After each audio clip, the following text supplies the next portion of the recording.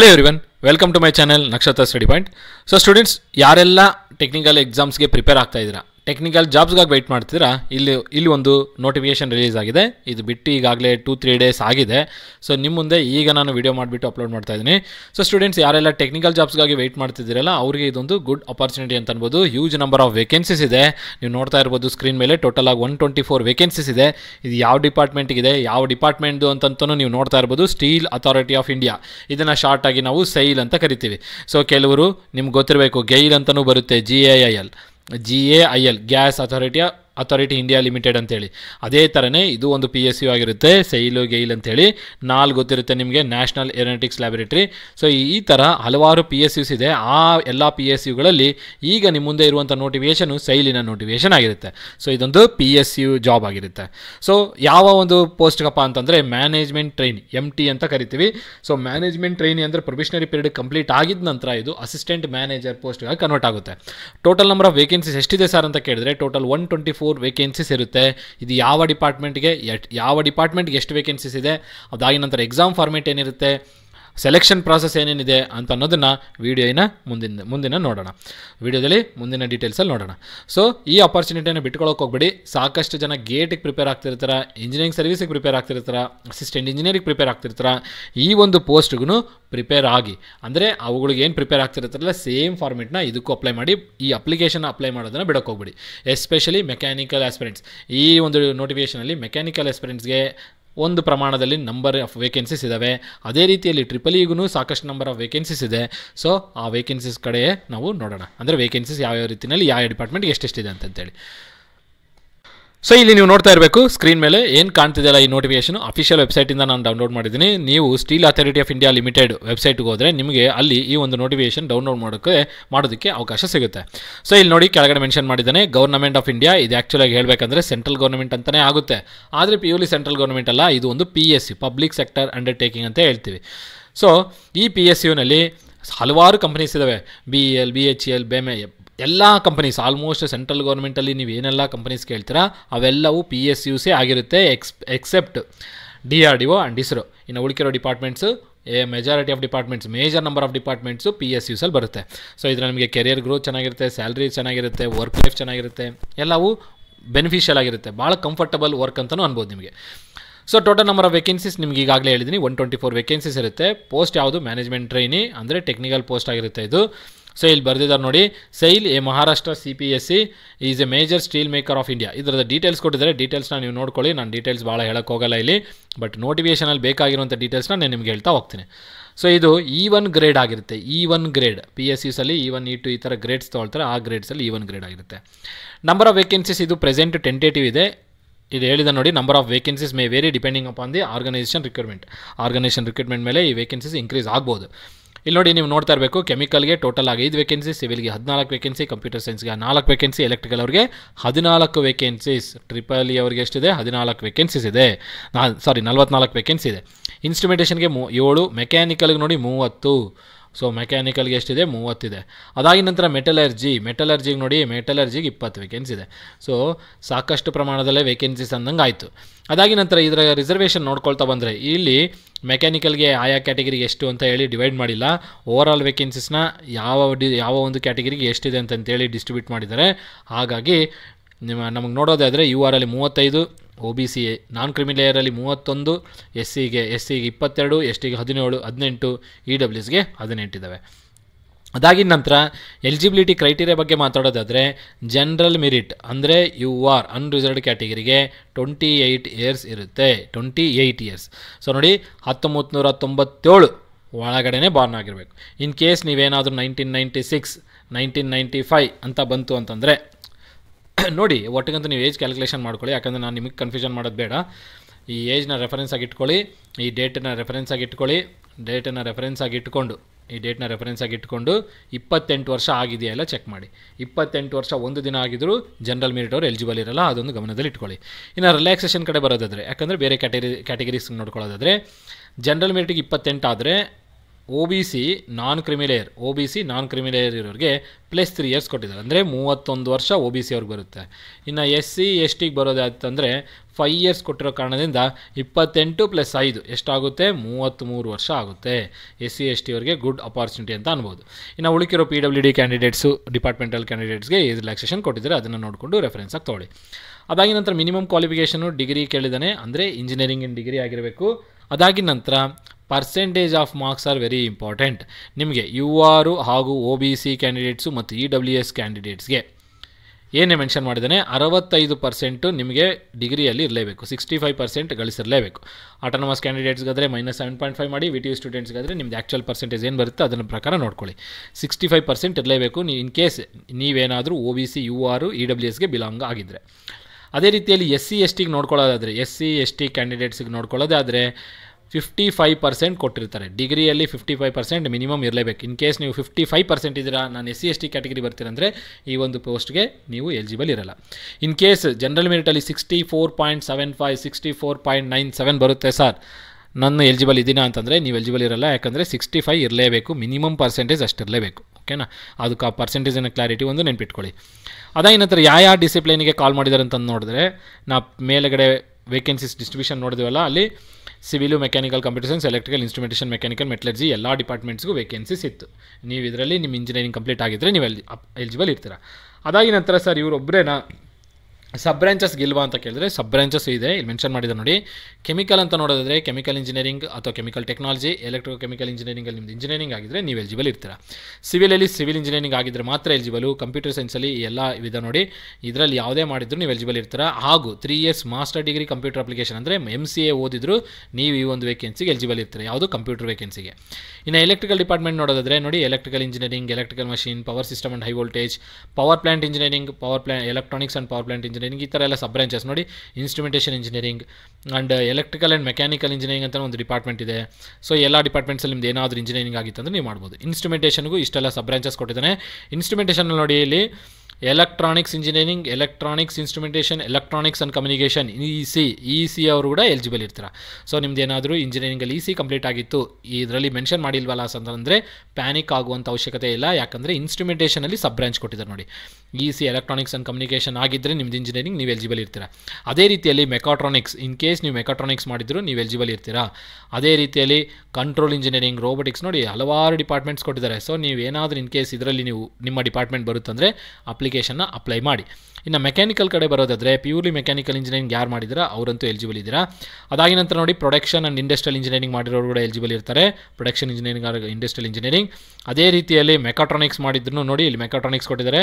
So mechatronics ಮಾಡಿರೋರು ಇನ್ಸ್ಟ್ರುಮೆಂಟೇಷನ್ಗೂ apply ಮಾಡ್ಬೋದು, ಮೆಕ್ಯಾನಿಕಲ್ಗೂ apply ಮಾಡ್ಬೋದು. ಯಾಕಂದರೆ ಇಲ್ಲಿ ಕ್ಲಿಯರಾಗಿ ಮೆನ್ಷನ್ ಮಾಡಿದ್ದಾರೆ, ನೀವು ಇಲ್ಲಿ ಕನ್ಫ್ಯೂಷನ್ ಆಗೋದೇ ಬೇಡ. ಇಲ್ಲಿ ನೋಡಿ, ಇಲ್ಲಿ ಕೊಟ್ಟಿದ್ದಾರೆ, ಇದು ಏನಿದು thermal engineering, manufacturing process and automation ಮಾಡಿರೋರು ಅಪ್ಲೈ ಮಾಡ್ಬೋದು. ಹಾಗೂ ನೆಕ್ಸ್ಟ್ ಇರೋದು ಮೆಕಾಟ್ರಾನಿಕ್ಸ್. ಇನ್ ಕೇಸ್ ನೀವು ಮೆಕಾಟ್ರಾನಿಕ್ಸ್ ಮಾಡಿದರೆ ಇನ್ಸ್ಟ್ರುಮೆಂಟೇಷನಲ್ಲಿರೋ ವೇಕೆನ್ಸೀಸು ಹಾಗೂ ಮೆಕ್ಯಾನಿಕಲಲ್ಲಿರುವಂಥ ವೇಕೆನ್ಸೀಸ್ಗೆ ಎಲಿಜಿಬಲ್ ಇರ್ತಾರೆ. ಅದೇ ರೀತಿಯಲ್ಲಿ manufacturing engineering, manufacturing science and engineering ಬೇರೆ ಬಂದು ನೋಡಿ, ಮೆಕಾಟ್ರಾನಿಕ್ಸ್ ಆ್ಯಂಡ್ ಆಟೋಮೇಷನ್ ಇಂಜಿನಿಯರಿಂಗ್ ಮಾಡಿದ್ರು ನೀವು ಎಲಿಜಿಬಲ್. ಅದೇ ರೀತಿಯಲ್ಲಿ ಮೆಟಲರ್ಜಿಗೆ ಒಳ್ಳೆ ವೇಕೆನ್ಸೀಸು, ಮೆಟಲರ್ಜಿ ಅವರು ಭಾಳಷ್ಟು ದಿನ ವೆಯ್ಟ್ ಮಾಡ್ತಿರ್ತಾರೆ. ಈಗ ಇಲ್ಲೊಂದಿದೆ ನೋಡಿ, ಇಂಡಸ್ಟ್ರಿಯಲ್ ಇಂಜಿನಿಯರಿಂಗ್ ಅಲ್ಲ, ಇದು ಇಂಡಸ್ಟ್ರಿಯಲ್ ಮೆಟಲರ್ಜಿ ಇಂಜಿನಿಯರಿಂಗ್ ಅಲ್ಲ. ಇಂಜಿನಿಯರಿಂಗಲ್ಲಿ ಇಂಡಸ್ಟ್ರಿಯಲ್ ಮೆಟಲರ್ಜಿ ಆಗಿದ್ದರೆ ಅಥವಾ ಮಟೀರಿಯಲ್ ಸೈನ್ಸ್ ಆ್ಯಂಡ್ ಇಂಜಿನಿಯರಿಂಗ್ ಆಗಿದ್ದರೆ ಅಥವಾ ಮೆಟಲರ್ಜಿಕಲ್ ಇಂಜಿನಿಯರಿಂಗ್ ಆಗಿದ್ದರೆ ನೀವು ಈ ಒಂದು ವೇಕೆನ್ಸೀಸ್ಗೆ ಎಲಿಜಿಬಲ್ ಇರ್ತೀರ. ಸೊ ನೋಟಿಫಿಕೇಷನ್ನ ಕ್ಲಿಯರಾಗಿ ನೋಡ್ಕೊಳ್ಳಿ ಅಪ್ಲಿಕೇಶನ್ ಅಪ್ಲೈ ಮಾಡೋಕ್ಕಿಂತ ಮುಂಚೆ. ಇದು ನಿಮಗೆ ಗೊತ್ತಾಗಿರಬೇಕು. ಕ್ವಾಲಿಫಿಕೇಷನು ಆದಮೇಲೆ ಯಾವ್ಯಾವ ಡಿಪಾರ್ಟ್ಮೆಂಟ್ಸ್ಗೆ ಎಲಿಜಿಬಲ್ ಇದೀವಿ ಅಂತೇಳಿ. ಏಜ್ ರಿಲ್ಯಾಕ್ಸೇಷನ್ ಬಗ್ಗೆ ಈಗಾಗಲೇ ಹೇಳಿದ್ದೀನಿ. ಇನ್ನು ಕ್ವಾಲಿಫಿಕೇಷನ್ ರಿಲ್ಯಾಕ್ಸೇಷನ್ ನಿಮಗೆ ಹೇಳ್ದಂಗೆ 65% ಯಾರ್ಯಾರಿಗೆ UR ಹಾಗೂ OBCಗೆ ಅಂತ ಹೇಳಿದ್ದೇನಲ್ಲ ಅಲ್ವಾ. ಇಲ್ಲ ನೋಡಿ, relaxation for SC ST PWD ಮತ್ತು ಡಿಪಾರ್ಟ್ಮೆಂಟಲ್ ಕ್ಯಾಂಡಿಡೇಟ್ಸ್ಗೆ. ಸೊ ನಾನು ಇಲ್ಲಿ ಕನ್ಸಿಡರ್ ಮಾಡಬೇಕಾಗಿದ್ದು SC ST ಅಂತ ತೊಗೊಂಡ್ರೆ ಅವರಿಗೆ 55% ಮಿನಿಮಮ್ ಆ್ಯಾವ್ರೇಜ್ ಪರ್ಸೆಂಟೇಜ್ ಇರಲೇಬೇಕು ಎಲ್ಲ ಸೆಮಿಸ್ಟ್ರಲ್ಲಿ. ಓಕೆನಾ, ಎಲ್ಲ ಸೆಮಿಸ್ಟರ್ಸ್ ಪರ್ಸೆಂಟೇಜ್ ಬಂದಿರೋದನ್ನು ಆ್ಯಡ್ ಮಾಡಿ ಡಿವೈಡ್ ಬೈ ಎಷ್ಟು ಸೆಮಿಸ್ಟರ್ಸ್ ಅಷ್ಟು ಮಾಡಿ ಅವು ನಿಮ್ಗೆ ಏನು ಪರ್ಸೆಂಟೇಜ್ ಬರುತ್ತೆ ಆ್ಯಾವ್ರೇಜ್ ಪರ್ಸೆಂಟು 55 ಅಥವಾ 55ಗಿಂತ ಮೇಲ್ಗಡೆ ಇರಲೇಬೇಕು. ಇನ್ ಕೇಸ್ 54.99 ಬರುತ್ತಂದ್ರು, 99 ಬಂತಂದರೆ ಏನೋ ಎಕ್ಸೆಪ್ಷನ್ ಇರ್ಬೋದು, ಬಟ್ 55% ಮಿನಿಮಮ್ ಇರಲೇಬೇಕಂತ ಹೇಳಿದ್ದಾರೆ ನೋಡಿ. Required disciplines with minimum 55%. ಓಕೆನಾ. 54.53 ಅವೆಲ್ಲ ಎಲಿಜಿಬಲ್ ಇರಲ್ಲ, ಇದಾಗೋಗ್ತೀರಾ. ಸೊ OBC ಕ್ಯಾಂಡಿಡೇಟ್ಸು UR ಮತ್ತು EWS ಕ್ಯಾಂಡಿಡೇಟ್ಸ್ಗೆ 65 ಕೇಳಿರ್ತಾರೆ. SC/ST ಕ್ಯಾಂಡಿಡೇಟ್ಸ್ಗೆ 55% ಇರಬೇಕಾಗುತ್ತೆ. ಅದಾಗಿ ನಂತರ ಇಲ್ಲಿ ಸೆಲೆಕ್ಷನ್ ಪ್ರಾಸೆಸ್ ಬಗ್ಗೆ ಬರೋದೇ ಆಯಿತು ಅಂತಂದರೆ, ಸೆಲೆಕ್ಷನ್ ಪ್ರಾಸೆಸ್ ಬಗ್ಗೆ ನೋಡಿ ಭಾಳ ಇಂಪಾರ್ಟೆಂಟು. ಇಲ್ಲಿ ಬರೋಣ. ಸೆಲೆಕ್ಷನ್ ಪ್ರಾಸೆಸ್ ಇದು ಟೋಟಲಾಗಿ 3 ಸ್ಟೇಜ್ ಪ್ರಾಸೆಸ್ ಅಂತ ಕರಿಬೋದು. ಏನು 3 stage process. First stage CBT test ಇರುತ್ತೆ, computer based test. Second stage ನಿಮಗೆ ಗ್ರೂಪ್ ಡಿಸ್ಕಷನ್ ಇರುತ್ತೆ, ಗ್ರೂಪ್ ಡಿಸ್ಕಷನು. ಮೂರನೇ ಸ್ಟೇಜು ಇಂಟರ್ವ್ಯೂ ಇರುತ್ತೆ, ಪರ್ಸ್ನಾಲಿಟಿ ಇಂಟರ್ವ್ಯೂ. ಸರ್ CBTನಲ್ಲಿ ಏನಿರುತ್ತೆ, CBTಯ ಫಾರ್ಮೇಟ್ ಯಾವ ಥರ ಇರುತ್ತೆ ಅಂತ ಕೇಳಿದ್ರೆ ನೋಡಿ, CBT ಏನಿದೆಲ್ಲ ಕಂಪ್ಯೂಟರ್ ಬೇಸ್ಡ್ ಟೆಸ್ಟು, ನಿಮಗೆ ಇಲ್ಲಿ 2 ಸೆಕ್ಷನ್ಸ್ ಇರುತ್ತೆ, 2 ಸೆಕ್ಷನ್ಸ್ ಇರುತ್ತೆ, ಅಥವಾ 2 ಪಾರ್ಟ್ ಅಂತ ನಾವು ಕರಿಬೋದು. ಈ ಸೆಕ್ಷನ್ ಯಾವ ಥರ ಡಿವೈಡ್ ಆಗಿದೆ ಸರ್ ಅಂದರೆ, ಒಂದು ಟೆಕ್ನಿಕಲ್ ಇರುತ್ತೆ, ಇನ್ನೂ ಒಂದು ನಾನ್ ಟೆಕ್ನಿಕಲ್ ಇರುತ್ತೆ. ಟೆಕ್ನಿಕಲ್ ಎಷ್ಟು ಮಾರ್ಕ್ಸ್ಗಿರುತ್ತೆ ಸರ್ ಅಂತ ಕೇಳಿದ್ರೆ, ಟೆಕ್ನಿಕಲ್ ನಿಮಗೆ 100 ಮಾರ್ಕ್ಸ್ಗಿರುತ್ತೆ. ಓಕೆನಾ, 100 marks, but 80 minutes time limit ಇರುತ್ತೆ. 80 ಮಿನಿಟ್ಸ್ ಎಲ್ಲ 40 ಮಿನಿಟ್ಸ್ ಇರುತ್ತೆ. ವೆರಿ ಇಂಪಾರ್ಟೆಂಟು, ನೋಟ್ ಮಾಡ್ಕೋಬೇಕಾಯ್ತು. ನೋಡಿ, ಟೈಮ್ ಲಿಮಿಟ್ ಕಮ್ಮಿ, ಕ್ವಶನ್ಸ್ ಜಾಸ್ತಿ. ಅಂದರೆ ನಿಮಗೆ ಕ್ವಶನ್ ಪೇಪರ್ ಏನು ಭಾಳ ಟಫ್ ಬರಲ್ಲ, ಭಾಳ ಬೇಸಿಕ್ ಲೆವೆಲ್ ಇರುತ್ತೆ, ಕ್ಲಿಯರಾಗಿ ಓದಬೇಕು ನೀವು. ಸೊ ಇಲ್ಲಿ ನೀವು ನೋಡ್ಬೋದು ಸೆಲೆಕ್ಷನ್ ಪ್ರಾಸೆಸಲ್ಲಿ ಇಲ್ಲಿ ಮೇಲ್ಗಡೆ ಮೆನ್ಷನ್ ಮಾಡಿದ್ದಾರೆ. ಇಲ್ಲಿ ಆನ್ಲೈನ್ ಎಕ್ಸಾಮಿನೇಷನು 200 ಮಾರ್ಕ್ಸ್ ಇರುತ್ತೆ. ಇದು 2 ಪಾರ್ಟಲ್ಲಿರುತ್ತೆ. ಫಸ್ಟ್ ಪಾರ್ಟು ಡೊಮೈನ್ ನಾಲೆಡ್ಜ್ ಅಂದರೆ ಟೆಕ್ನಿಕಲ್ ನಾಲೆಡ್ಜು. ಟೋಟಲ್ ಮಿನಿಟ್ಸ್ ಎಷ್ಟಿರುತ್ತೆ, 40 ಮಿನಿಟ್ಸ್. ನಾನು ಹೇಳಿದ್ವಲ್ಲ, ಇದು ಎಷ್ಟು ಮಾರ್ಕ್ಸ್ಗೆ, 100 ಮಾರ್ಕ್ಸ್ಗೆ. ಅಂದರೆ 100 marks, 100 questions, 40 marks. 100 marks, 100 questions, 40 marks. ಅದೇ ರೀತಿಯಲ್ಲಿ ನಾನ್ ಟೆಕ್ನಿಕಲ್ ಕಡೆ ಬಂತಂದರೆ ಇದು ಅಷ್ಟೇ, 100 marks, 100 questions, but time limit ಬಂದು 80 ಮಿನಿಟ್ಸ್ ಇರುತ್ತೆ. ಇದಕ್ಕೆ 80 ಮಿನಿಟ್ಸ್ ಕೊಟ್ಟಿದ್ದಾರೆ. ಏನಕ್ಕೆ ಸರ್ ಇದು 80 ಮಿನಿಟ್ಸ್ ಡಿಫರೆನ್ಸ್ ಅಂದರೆ, ಈ ನಾನ್ ಟೆಕ್ನಿಕಲ್ ಪಾರ್ಟ್ ಮತ್ತೆ 4 ಸೆಕ್ಷನ್ಸ್ ಆಗಿ ಡಿವೈಡ್ ಆಗಿರುತ್ತೆ. ಒಂದು ಆಪ್ಟಿ, ಇನ್ನೊಂದು ರೀಸನಿಂಗ್, ಇನ್ನೊಂದು ಜನರಲ್ ಸೈನ್ಸ್, ಇನ್ನೊಂದು ಇಂಗ್ಲೀಷ್, ಈ ಥರ. ಹಾಗಾಗಿ ಇದಕ್ಕೆ 80 ಮಿನಿಟ್ಸ್, ಇದಕ್ಕೆ 40 ಮಿನಿಟ್ಸ್. ಓಕೆನಾ, ಇದಕ್ಕೆ ನಿಮಗೆ ಕ್ಲಿಯರ್ ಆಗಿರಲಿ. ಸೊ ಟೋಟಲಾಗಿ ನೀವು ಎಕ್ಸಾಮಿನೇಷನಲ್ಲಿ ಎಂಟ್ರಿ ಆದಾಗ ನಿಮಗೆ ಟೋಟಲಾಗಿ ಸಿಗೋದು 120 ಮಿನಿಟ್ಸ್ ಸಿಗುತ್ತೆ. ಈ 120 ಮಿನಿಟ್ಸಲ್ಲಿ 40 ಮಿನಿಟ್ಸ್ ಟೆಕ್ನಿಕಲ್ ಸೆಕ್ಷನ್ಗೆ ಇರುತ್ತೆ, ಇನ್ನು 80 ಮಿನಿಟ್ಸ್ ಏನಿದೆಲ್ಲ ನಾನ್ ಟೆಕ್ನಿಕಲ್ ಸೆಕ್ಷನ್ಗೆ ಇರುತ್ತೆ. ಇದು ನಿಮಗೆ ಕ್ಲಿಯರ್ ಆಗಿರಲಿ. ಅದಾಗಿ ನಂತರ ಇದರಲ್ಲಿ 4 ಸೆಕ್ಷನ್ಸಲ್ಲಿ ಯಾವುದಾದಕ್ಕೆ ಎಷ್ಟೆಷ್ಟು ಮಾರ್ಕ್ಸ್ ಸರ್ ಅಂತ ಕೇಳಿದ್ರೆ, 25 question 25 mark, 25 question 25 mark, 25 question 25 mark, 25 question 25 mark, total 100 questions 100 marks. ಇಲ್ಲಿ 100 ಮಾರ್ಕ್ಸ್ ಟೋಟಲಾಗಿ ಟೆಕ್ನಿಕಲೇ ಇರುತ್ತೆ. ಓಕೆನಾ, ಇದ್ರ ಬಗ್ಗೆ ಗೊತ್ತಿರಲಿ. ಅದಾಗಿ ನಂತರ ವೆರಿ ಇಂಪಾರ್ಟೆಂಟು, ನಿಮಗೆ ನೋಡಿರಬೇಕು BWSBలో ನಮಗೆ ಹೇಗೆ ಕಟ್ ಆಫ್ ಕೊಟ್ಟಿದ್ದಾರಲ್ಲ, ಮಿನಿಮಮ್ 35% ಇರಬೇಕಂತೇಳಿ ಸಿಮಿಲರ್ ಫಾರ್ಮೆಟ್ನ ನಮಗೆ ಇಲ್ಲೂ ಕೊಟ್ಟಿದ್ದಾರೆ. ನಾವು ಈ ಒಂದು ನೋಟಿಫಿಕೇಷನ್ ಕೂಡ ಆ ಒಂದು ಪಾಯಿಂಟ್ನ ಅಬ್ಸರ್ವ್ ಮಾಡ್ಬೋದು. ಎಲ್ಲಿದೆ ಸರ್ ಅಂತ ಅನ್ನೋದಾದರೆ ನೋಡಿ, ಇಲ್ಲಿ ತೋರಿಸ್ತೀವಿ ನೋಡಿ. ಈಚ್ ಸೆಕ್ಷನಲ್ಲಿ ಅಂದರೆ 100 ಕ್ವಶನ್ಸು ಟೆಕ್ನಿಕಲ್ ಡೊಮೈನಲ್ಲಿ ಹಾಗೂ 100 ಮಾರ್ಕ್ಸ್ ಏನು ನಾನ್ ಟೆಕ್ನಿಕಲ್ ಪಾರ್ಟ್ ಇದೆಲ್ಲ, ಈಚ್ ಪಾರ್ಟಲ್ಲಿ ಇನ್ ಕೇಸ್ ನೀವೇನಾದರೂ UR ಅಲ್ಲಿ ಅನ್ರಿಸರ್ವ್ಡ್ ಕ್ಯಾಟಗರಿ ಅಥವಾ EWS ಅಲ್ಲಿ ಬರ್ತೀರಂದರೆ 40% ಅಲ್ಲ 50% ಮಾರ್ಕ್ಸ್ ಬರಲೇಬೇಕು. ನೋಡಿ, domain knowledge test and aptitude test in the respective discipline by scoring minimum 50% score. ಅಂದರೆ ಟೋಟಲಾಗಿ ನಿಮಗೆ 200 ಮಾರ್ಕ್ಗಳವ ಇರೋದು. 100 ಮಾರ್ಕ್ಸ್ ಇನ್ ಕೇಸ್ ನೀವು ಜನರಲ್ ಕ್ಯಾಟಗಿರಿ ಅಥವಾ OBC ಬರ್ತೀರಾ ಅಂತಂದರೆ, OBC ಅಲ್ಲ, ಜನರಲ್ ಕ್ಯಾಟಗಿರಿ ಅಥವಾ EWS, ಜನರಲ್ ಕ್ಯಾಟಗಿರಿ ಅಥವಾ EWS ಬರ್ತೀರಾ ಅಂತಂದರೆ ಮಿನಿಮಮ್ 50% ಮಾರ್ಕ್ಸ್ ತೊಗೊಳ್ಳೇಬೇಕು. ಓವರಾಲ್ ಮಾರ್ಕ್ಸಲ್ಲಿ ಮಿನಿಮಮ್ 50% ಮಾರ್ಕ್ಸ್ ಬರಲೇಬೇಕು for general and EWS candidates. ಅದೇ ನೀವು SC ST ಹಾಗೂ OBC ಬರ್ತೀರಾ ಅಂತಂದರೆ ನೀವು ಓವರಾಲ್ ಪರ್ಸೆಂಟೇಜ್ ಆಫ್ ಮಾರ್ಕ್ಸಲ್ಲಿ 40% ತೊಗೊಳ್ಬೇಕು. ಅಂದರೆ 200 ಮಾರ್ಕ್ಸಲ್ಲಿ 200 ಮಾರ್ಕ್ಸಲ್ಲಿ 40% ಅಂದರೆ 80 marks ತೆಗಿಲೇಬೇಕು.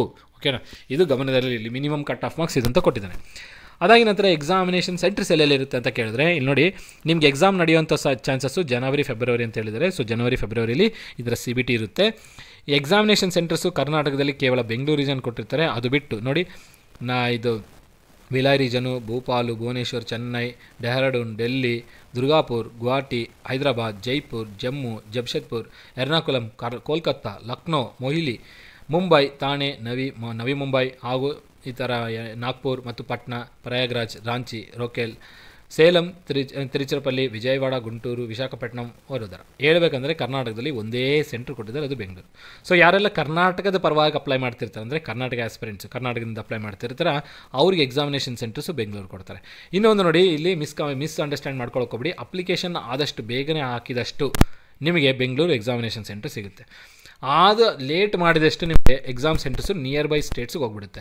So near by States ಅಂದರೆ ನಿಮಗೆ ಚೆನ್ನೈ ಬಿಡ್ಬೋದು ಅಥವಾ ವಿಜಯವಾಡ ಬಿಡ್ಬೋದು, ಅದು ಹೌದಾ, ಅದೇ ರೀತಿಯಲ್ಲಿ ಹೈದರಾಬಾದ್ ಬಿಡ್ಬೋದು, ನಿಯರೆಸ್ಟ್ ಸೆಂಟರ್ಸಲ್ಲಿ ಹೋಗೋ ಸಾಧ್ಯತೆಗಳಿರುತ್ತೆ. ಸೊ ಅಪ್ಲಿಕೇಶನ್ ಯಾರೆಲ್ಲ ಹಾಕಬೇಕಂತ ಹೇಳ್ತೀರಾ ನಮ್ಮ ಕನ್ನಡಿಗರು, ಆದಷ್ಟು ಬೇಗನೆ ಅಪ್ಲೈ ಮಾಡಿ ಇದಕ್ಕೆ ಪ್ರಿಪರೇಷನ್ ಶುರು ಮಾಡ್ಕೊಳ್ಳಿ. ಓಕೆನಾ, ಅದಾಗಿ ನಂತರ ಫಸ್ಟ್ ಸ್ಟೇಜ್ ನಿಮಗೆ ಹೇಳಿದಂತೆ 200 questions 200 marks 120 minutes time limit ಬಗ್ಗೆ ಹೇಳಿದಾಯಿತು. ಅದಾಗಿ ನಂತರ ನೆಕ್ಸ್ಟ್ ರೌಂಡ್ ಏನಿರುತ್ತೆ, ಗ್ರೂಪ್ ಡಿಸ್ಕಷನ್ ಇರುತ್ತೆ. ಸೊ ಗ್ರೂಪ್ ಡಿಸ್ಕಷನ್ಗೆ ಏನು ಮಾಡ್ತಾರೆ ಅಂದರೆ, ನೀವು ರಿಟರ್ನ್ ಎಕ್ಸಾಮಲ್ಲಿ ಬರೆದಿರ್ತೀರ CBTಯಲ್ಲಿ ಕ್ವಾಲಿಫೈ ಆಗಿರೋರಲ್ಲಿ ಒಂದು ವೇಕೆನ್ಸಿಗೆ 33 ಜನನ ಕರೀತಾರೆ. ನಮ್ಮ ಮೆಕ್ಯಾನಿಕಲ್ಗೆ 30 ವೇಕೆನ್ಸಿ ಇದ್ದರೆ 90 ಮೆಂಬರ್ಸು ಗ್ರೂಪ್ ಡಿಸ್ಕಷನ್ಗೆ ಹೋಗ್ತಾರೆ. ಓಕೆನಾ. ಅದೇ ರೀತಿಯಲ್ಲಿ ಟೋಟಲ್ ವೇಕೆನ್ಸೀಸ್ ಎಷ್ಟಿದೆ, 124 ವೇಕೆನ್ಸೀಸು ಇಂಟು 3 ಟೈಮ್ಸ್ ಮಾಡ್ತಾರೆ. ಆಗಿದ್ದಾಗ ಎಷ್ಟು ಬರುತ್ತೆ, ಇದು 372 ಮೆಂಬರ್ಸು GDಗೆ ಶಾರ್ಟ್ ಲಿಸ್ಟ್ ಆಗ್ತಾರೆ. ಏನಕ್ಕೆ, GDಗೆ ಶಾರ್ಟ್ ಲಿಸ್ಟ್ ಆಗ್ತಾರೆ. GD ಆಗಿದ್ದ ನಂತರ ಅವ್ರಿಗೇನು ಮಾಡ್ತಾರೆ, ಇಂಟರ್ವ್ಯೂನೂ ಮಾಡ್ತಾರೆ. ಸೊ ಇವೆರಡರ ಆಧಾರದ ಮೇಲೆ ಈ ಎರಡರಲ್ಲೂ ಗಳಿಸಿರೋಂಥ ಮಾರ್ಕ್ಸು ಪ್ಲಸ್ ರಿಟರ್ನ್ ಎಕ್ಸಾಮಲ್ಲಿ ಗಳಿಸಿರೋಂಥ ಮಾರ್ಕ್ಸು ಈ ರೇಷಿಯೋದಲ್ಲಿ ಡಿಸ್ಟ್ರಿಬ್ಯೂಟ್ ಆಗಿರುತ್ತೆ. ಓಕೆನಾ. ಅಂದರೆ ವೆಯ್ಟೇಜು ರಿಟರ್ನ್ ಮಾರ್ಕ್ಸಲ್ಲಿ ಎಷ್ಟು ತೊಗೊಳ್ತಾರೆ, 75%. ನೀವೇನು ಗಳಿಸಿರ್ತೀರ ಅದರಲ್ಲಿ ಟೋಟಲ್ 75% CBTಯಿಂದ. ಅದಾಗಿ ನಂತರ ಗ್ರೂಪ್ ಡಿಸ್ಕಷನಲ್ಲಿ ಏನು ಮಾರ್ಕ್ಸ್ ಇರುತ್ತೆ ಅದರಲ್ಲಿ 10%. ಅದಾಗಿ ನಂತರ ಇಂಟರ್ವ್ಯೂನ ಏನಿರುತ್ತೆ ಅದರಲ್ಲಿ 15%. ಸೊ ಓವರಾಲ್ ಆಗಿ ಮಾರ್ಕ್ಸ್ನ ಕ್ಯಾಲ್ಕುಲೇಟ್ ಮಾಡಿಕೊಂಡು ನಿಮ್ಮನ್ನು ಫೈನಲ್ ಲಿಸ್ಟಲ್ಲಿ ಶಾರ್ಟ್ ಲಿಸ್ಟ್ ಮಾಡ್ತಾರೆ. ಸೊ ನಿಮಗೆ ಎಕ್ಸಾಮಿನೇಷನ್ ಫಾರ್ಮೇಟ್ ಬಗ್ಗೆನೂ ನಿಮಗೊಂದು ಐಡಿಯಾ ಬಂದಿರಬೇಕೀಗ. ಅದಾಗಿ ನಂತರ ಟ್ರೈನಿಂಗು ಪ್ರೊವಿಷನರಿ ಇದು ನೋಡ್ಕೊಳ್ಳೋದಾದರೆ, ಸೊ ನೀವೇನು ಸೆಲೆಕ್ಷನ್ ಆಗ್ತಿರಲ್ಲ, ನೀವು ಬರೆಯೋದು ಮ್ಯಾನೇಜ್ಮೆಂಟ್ ಟ್ರೈನಿಂಗ್ ಬರೀತೀರಾ. ಇದು 1 ಇಯರ್ ಟ್ರೈನಿಂಗ್ ಇರುತ್ತೆ. ಅದಾಗಿದ ನಂತರ 1 ಇಯರ್ ಟ್ರೈನಿಂಗ್ ಆಗಿದ ನಂತರ ನೀವು ಆ 1 ಇಯರ್ ಟ್ರೈನಿಂಗಲ್ಲಿ ನಿಮಗೆ 50,000 ರೂಪಾಯಿ ಪರ್ ಮಂತ್ ಅನ್ನಂಗೆ ಬರ್ತಿರುತ್ತೆ. ಇದೇನಿದು ಬೇಸಿಕ್ ಪೇ, ಇದೇನು ಬೇಸಿಕ್ ಪೇ. ಸೊ ಈ 50,000ಗೆ ಅಲಯನ್ಸಸ್ ಎಲ್ಲ ಸೇರಿಕೊಂಡು, ಅಲಯನ್ಸಸ್ ಅಂದರೆ ಟ್ರೈನಿಂಗ್ ಪೀರಿಯಡಲ್ಲಿ ಇದ್ದಾಗ ಅಲಯನ್ಸಸ್ ನಿಮಗೆ ಆಲ್ಮೋಸ್ಟ್ ಅಪ್ಲೈ ಆಗಲ್ಲ, HRA DA ಈ ಥರ ಎಲ್ಲ. ಬೇಸಿಕ್ ಪೇ ಅಂತೂ ನಿಮಗೆ ಇಷ್ಟು ಬರ್ತಿರುತ್ತೆ. ಅದಾಗಿ ನಂತರ ಬೇಸಿಕ್ ಪೇಗೆ ಇನ್ನು ಉಳಿಕಿರೋ ಅಲಯನ್ಸಸ್ಸು ಬರುತ್ತೆ. ಉಳಿಕಿರೋ ಅಲಯನ್ಸ್ ಅಂದರೆ ಟ್ರಾವೆಲಿಂಗ್ ಅಲಯನ್ಸ್ ಇರ್ಬೋದು, ವಾಷಿಂಗ್ ಅಲಯನ್ಸ್ ಇರ್ಬೋದು. ಇಲ್ಲಿ ಮೆನ್ಷನ್ ಮಾಡಿದ್ದಾರೆ ನೋಡಿ, ಫ್ರೀ ಮೆಡಿಕಲ್ ಅಲಯನ್ಸ್, ಏನೇನು ಅಲಯನ್ಸಸ್ ಇರುತ್ತೆ ಆ ಅಲಯನ್ಸಸ್ ಎಲ್ಲ ನಿಮಗೆ ಈ 50,000 ರೂಪಾಯಿಗೆ ಆ್ಯಡ್ ಅಪ್ ಆಗಿ ಒಂದು 60,000ರಿಂದ 75,000ವರೆಗೂ ನೀವು ಎಕ್ಸ್ಪೆಕ್ಟ್ ಮಾಡ್ಬೋದು ಯಾವಾಗ ಟ್ರೈನಿಂಗ್ ಪೀರಿಯಡಲ್ಲಿ. ಅದಾಗಿ ನಂತರ ಟ್ರೈನಿಂಗ್ ಎಷ್ಟು ಪೀರಿಯಡ್ ಇರುತ್ತೆ, 1 ಇಯರ್ ಇರುತ್ತೆ. ಈ 1 ಇಯರ್ ಆಗಿದ್ದ ನಂತರ ನೋಡಿ, management training will be offered with basic pay of 50,000 in the pay scale of 50,000 to 1,60,000. On A successful completion of training for 1 here the management training will be designated as assistant manager E1 grade ಅಂತ denote ಮಾಡ್ತಾರೆ. So ನೀವೇನಾಗ್ತೀರಾ, management trainee ಇರೋರು 1 ವರ್ಷ ಆಗಿದ ನಂತರ assistant manager AM post with E grade 1 qualification, E grade 1 ಲೆವೆಲಲ್ಲಿ ನೀವು promote ಆಗಿ ಹೋಗ್ತೀರಾ. ಅದಾಗಿದ ನಂತರ ಅಸಿಸ್ಟೆಂಟ್ ಮ್ಯಾನೇಜರ್ ಆದ ನಂತರ ನಿಮಗೆ ಬೇಸಿಕ್ ಪೇ 50,000 ಇರೋದು 60,000 ಕನ್ವರ್ಟ್ ಆಗೋಗುತ್ತೆ. ಓಕೆನಾ. ಅದಾಗಿ ನಂತರ ಬೇಸಿಕ್ ಪೇ ಜೊತೆಗೆ ನಿಮಗೆ ಇನ್ನು ಡೇನೆಸ್ ಅಲೈನ್ಸ್ ನೋಡಿ, ಬೇಸಿಕ್ ಪೇ ಜೊತೆಗೆ ಮ್ಯಾನೇಜ್ಮೆಂಟ್ ಟ್ರೈನಿಯಲ್ಲಿ ಇದ್ದಾಗಲೇ ನೋಡಿ will also be played. So ನೀವು ಟ್ರೈನಿಂಗ್ ಪೀರಿಯಡಲ್ಲಿದ್ದಾಗ ಬೇಸಿಕ್ ಪೇ ಜೊತೆಗೆ ಡೇನೆಸ್ ಅಲೈನ್ಸು, DA, ಅದಾಗಿನ ನಂತರ ಉಳಿಕಿರೋ ಕ್ಯಾಫೆಟೇರಿಯಾ ಅಂತ ಬೇರೆ PF ಅದೇನೇನು ಅಲೈನ್ಸಸ್ ಇಲ್ಲಿ ಮೆನ್ಷನ್ ಮಾಡಿದ್ದಾರೆ. ಆ ಕಂಪ್ನಿಗೆ ಸಂಬಂಧಪಟ್ಟಂಥ ಅಲೈನ್ಸಸ್ ಏನಿರುತ್ತೆ ಅವನ್ನೆಲ್ಲ ಕೊಡ್ತಾ ಬರ್ತಾರೆ ನಿಮಗೆ. ಅದ್ರ ಬಗ್ಗೆ ಯೋಚನೆ ಮಾಡೋಕ್ಕೆ ಹೋಗಬೇಡಿ, ಫಸ್ಟ್ ಎಕ್ಸಾಮ್ನ ಶಾರ್ಟ್ ಲಿಸ್ಟ್ ಮಾಡ್ಕೊಳ್ಳಿ. ಅದಾಗಿ ನಂತರ ನೋಡಿ, ಮ್ಯಾನೇಜ್ಮೆಂಟ್ ಟ್ರೈನಿಂದ ನೀವು ಅಸಿಸ್ಟೆಂಟ್ ಮ್ಯಾನೇಜರ್ ಆಗಿದ್ದ ನಂತರ ನಿಮ್ಮದು CTC ಏನಿಲ್ಲ ಅಂದರೂ 16ರಿಂದ 17 ಲಕ್ಷ ತನಕ ಇರುತ್ತೆ. ಸೊ ಇದು ಹೇಳ್ಬೇಕಂದ್ರೆ ನಿಮಗೆ ಎಷ್ಟು ಪ್ಯಾಕೇಜ್ ಅಪ್ಪ ಈ ಒಂದು ಜಾಬಿಂದ ಅಂತಂದರೆ ಮಿನಿಮಮ್ 16 lakh ಪ್ಯಾಕೇಜಿನ ಒಂದು ಜಾಬ್ ಇದು. 16 lakh CTC ಇರುತ್ತೆ. ಓಕೆನಾ. ಇದು ಗುಡ್ ಅಂಬರ್ ಆಫ್ ಸ್ಯಾಲರಿ ಅಂತ ಅನ್ಬೋದು, ಗುಡ್ ಅಮೌಂಟ್ ಸ್ಯಾಲರಿ ಅಂತ ಅನ್ಬೋದು. ಸೊ ಒಳ್ಳೆಯ ಸ್ಯಾಲ್ರಿಯ ಜಾಬ್. ಯಾರೆಲ್ಲ PSUs ಹೇಳಬೇಕಂದ್ರೆ ಈ ಥರ ಇರುತ್ತೆ. ಅವರ ಸ್ಯಾಲರಿ ಒಂದು ಸ್ಟ್ರಕ್ಚರ್ ಏನಿರುತ್ತಲ್ಲ ಭಾಳ ರಿಜಿಡ್ ಆ್ಯಂಡ್ ರೊಬಸ್ಟ್ ಆಗಿರುತ್ತೆ. ಸೊ ಯಾವುದೇ ರೀತಿಯಲ್ಲಿ ಕಾಂಪ್ರಮೈಸ್ ಆಗಿರಲ್ಲ. ಅವರು ಸಫಿಷಿಯೆಂಟ್ ಅಮೌಂಟ್ ಆಫ್ ಸ್ಯಾಲ್ರಿ ಕೊಟ್ಟು ನಿಮ್ಮ ಹತ್ರದಿಂದ ಕೆಲಸ ಮಾಡಿಸ್ಕೊಳ್ತಾರೆ. ಸೊ ಒಳ್ಳೆ ಲೈಫ್ನೂ ಚೆನ್ನಾಗಿರುತ್ತೆ. ಅದಾಗಿ ನಂತರ ಪ್ಲೇಸ್ಮೆಂಟು, ಜಾಬ್ ಸೆಲೆಕ್ಷನ್ ಆಯಿತು ಅಂತಂದಾಗ ಸೇಲ್ದು ಏನೇನು ಪ್ಲ್ಯಾನ್ಸ್ ಎಲ್ಲೆಲ್ಲಿದ್ದಾವೆ ಆ ಒಂದು ಲೊಕೇಶನಲ್ಲಿ ನಿಮ್ಮ ಜಾಬ್ಸ್ ಆಗುತ್ತೆ. ಅದಾಗಿ ನಂತರ ಇದು ಯಾವ ಥರ ಅಪ್ಲೈ ಮಾಡಬೇಕು ಏನು ಕತೆ ಅಂತ ಹೇಳಿ ಇಲ್ಲಿ ಹೇಳಿದಾನೆ. ಈ ಒಂದು ವೆಬ್ಸೈಟ್ಗೆ ಹೋಗಿ ನೀವು ಅಲ್ಲಿ ಅಪ್ಲೈ ಮಾಡ್ಕೊಳ್ತಾ ಹೋಗ್ಬೋದು. ಇದಾಗಿ ನಂತರ ಫೀಸ್ ಎಷ್ಟಿದೆ ಏನು ಕತೆ ಅಂತ ಕೇಳೋದಾದರೆ ಇಲ್ಲಿ ನೋಡಿ, ಫೀಸ್ ಬಗ್ಗೆ ಹೇಳಿದಾನೆ ಇಲ್ಲಿ. ಫಾರ್ ಜನರಲ್ಗೆ OBCಗೆ EWS ಕ್ಯಾಂಡಿಡೇಟ್ಸ್ಗೆ 1,050 ರೂಪಾಯಿ ಇರುತ್ತೆ. SC ST PWD ಕ್ಯಾಂಡಿಡೇಟ್ಸ್ಗೆ 300 ರೂಪಾಯಿ ಇರುತ್ತೆ. Very important. ಇದು ಫೀಸು ರಿಫಂಡಬಲ್ ಆಗಲ್ಲ. ಲೈಕ್ ISRO RRBನಲ್ಲಿ ನೀವು ಅಟೆಂಡ್ ಮಾಡಿ ಬಂದಿದ್ದೆ ಅಮೌಂಟ್ ರಿಫಂಡ್ ಆಗುತ್ತೆ, ಬಟ್ ಇಲ್ಲಿ ರಿಫಂಡ್ ಆಗಲ್ಲ. ಸೊ ಅಪ್ಲಿಕೇಶನ್ ಅಪ್ಲೈ ಮಾಡುವಾಗ valid email ID and phone number ಕೊಡಿ. ಯಾಕಂದರೆ ಮುಂದಿನ ದಿನಗಳಲ್ಲಿ ನಿಮಗೆ ಸೈಲ್ ಅವರು ಕಮ್ಯುನಿಕೇಟ್ ಮಾಡೋದು ಇವೆರಡೂ ಒಂದು ಚಾನಲ್ ಮುಖಾಂತರನೇ ಕಮ್ಯುನಿಕೇಟ್ ಮಾಡ್ತಾರೆ. ಫೋನ್ ನಂಬರ್ಗೆ ಮೆಸೇಜಸ್ ಬರುತ್ತೆ, ಮೇಲ್ಗೆ ಮೇಲ್ ಬರ್ತಿರುತ್ತೆ. ಎಕ್ಸಾಮಿನೇಷನ್ ಸಂಬಂಧಪಟ್ಟಿದ್ದು, ಸೆಲೆಕ್ಷನ್ ಪ್ರಾಸೆಸ್ ಬಗ್ಗೆ ಸಂಬಂಧಪಟ್ಟಿದ್ದು, ಎಕ್ಸಾಮಿನೇಷನಲ್ಲಿ ಏನಾದ್ರು ಚೇಂಜ್ ಆಗಿದ್ರೆ, ಸಿಟಿ ಸೆಂಟರ್ ಇಂಟಿಮೇಷನ್ ಬಗ್ಗೆ ಎಲ್ಲ ನಿಮಗೆ ಮೇಲ್ ಆ್ಯಂಡ್ ಫೋನ್ ನಂಬರ್ ಬರ್ತಿರೋ ಕಾರಣದ mail and phone number are very important. Okay. So ಇಷ್ಟು ಡೀಟೇಲ್ಸ್ನ ಈ ಒಂದು ನೋಟಿಫಿಕೇಷನಲ್ಲಿ ಕೊಟ್ಟಿದ್ದಾರೆ. ನನ್ನ ಕಡೆಯಿಂದ ಏನು ತಿಳಿಸ್ಬೇಕಾಗಿತ್ತು ಅದನ್ನು ನಾನು ನಿಮಗೆ ಈ ಒಂದು ವಿಡಿಯೋದಲ್ಲಿ ನಿಮಗೆ ರೀಚ್ ಮಾಡಿಸಿದ್ದೇನೆ ಅಂತ ಅಂದ್ಕೊಂಡಿದ್ದೀನಿ. ಇನ್ ಕೇಸ್ ಇದು ಬಿಟ್ಟು ಇನ್ನೂ ಏನಾದರೂ ಡೌಟ್ ಇತ್ತಂದರೆ ನೀವು ನನಗೆ ಕಮೆಂಟ್ ಬಾಕ್ಸಲ್ಲಿ ಮೆನ್ಷನ್ ಮಾಡಿ, ನಾನು ನಿಮಗೆ ಕಮೆಂಟ್ನ ನೋಡಿಕೊಂಡು ನಿಮಗೆ ರಿಪ್ಲೈ ಮಾಡ್ತೀನಿ. ಅದಾಗಿ ನಂತರ ನೆಗೆಟಿವ್ ಮಾರ್ಕಿಂಗ್ ಬಗ್ಗೆ ಈ ಒಂದು ನೋಟಿಫಿಕೇಷನಲ್ಲಿ ಕೊಟ್ಟಿಲ್ಲ ಅಂತ ಅಂದ್ಕೊಂಡಿದ್ದೀನಿ. ವೆಯ್ಟ್ ಮಾಡಿ. ಸೊ ನೆಗೆಟಿವ್ ಮಾರ್ಕಿಂಗ್ ಬಗ್ಗೆ ನೋಟಿಫಿಕೇಷನಲ್ಲಿ ಎಲ್ಲೂ ಮೆನ್ಷನ್ ಮಾಡಿಲ್ಲ, ಬಟ್ ನೆಗೆಟಿವ್ ಮಾರ್ಕಿಂಗ್ ಇರುತ್ತಂತಲೇ ಕನ್ಸಿಡರ್ ಮಾಡಿ. ಆಲ್ಮೋಸ್ಟ್ ಎಲ್ಲ ಕಾಂಪಿಟೇಟಿವ್ ಎಕ್ಸಾಮ್ಸ್ಗೆ 1/4 ಕನ್ಸಿಡರ್ ಮಾಡ್ತಾರೆ, ಇಲ್ಲ 1/3 ಕನ್ಸಿಡರ್ ಮಾಡ್ತಾರೆ.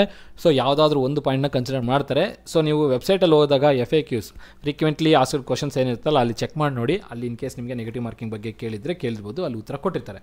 ಬಟ್ ನೆಗೆಟಿವ್ ಇದೆ ಅಂತ ಕನ್ಸಿಡರ್ ಮಾಡಿನೇ ಪ್ರಿಪೇರ್ ಆಗಿ. ಅದಾಗಿ ನಂತರ ಅಪ್ಲಿಕೇಶನ್ ಯಾವಾಗಿಂದ ಸ್ಟಾರ್ಟ್ ಸರ್ ಅಂತಂದರೆ, ಈಗಾಗಲೇ ಸ್ಟಾರ್ಟ್ ಆಗಿದೆ. 15ನೇ ತಾರೀಕು 11ನೇ ತಿಂಗಳಿಂದ ಸ್ಟಾರ್ಟ್ ಆಗಿದೆ. ಇದೇ ತಿಂಗಳು 15ನೇ ತಾರೀಕಿಗೆ ಅಪ್ಲಿಕೇಶನ್ ಹಾಕೋದಕ್ಕೆ ಸ್ಟಾರ್ಟ್ ಆಗಿದೆ.